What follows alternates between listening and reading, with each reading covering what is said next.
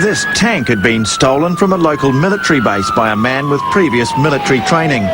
No one knows for sure what he was trying to do, but the theory is that he was heading for government buildings in downtown San Diego. The scary part was that it was obvious that the suspect was familiar with the tank. We immediately got information that there were no munitions in the tank. However, if he could get to the tank, get the tank out, there was no reason to believe that he couldn't get a large shell into the cannon of the tank. In those films, you see all the vehicles behind, which are all police vehicles, keeping the public at a safe distance. If he had brought a shell into that tank, which would be quite possible, and fired that, it would have cleared 163 in the northbound lanes for many miles. There's a tank in my street. It drove through it. I mean, it demolished it. It was my van. Yeah, he pushed it all the way down here. He wanted to do it. He saw it in his eyes. He was having a good time, so.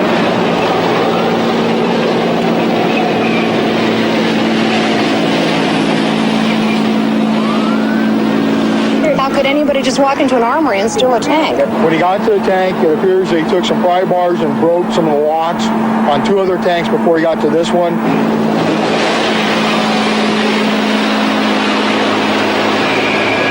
With a tanker bar. We can stop it with a tanker bar. The police weigh up their options. One was to enter the compartment not knowing if the individual was armed. 2, they could have used gas.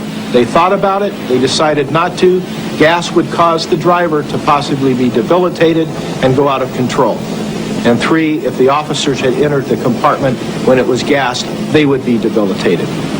The next decision was, should we use lethal force? The officers decided yes, and that's exactly what they did.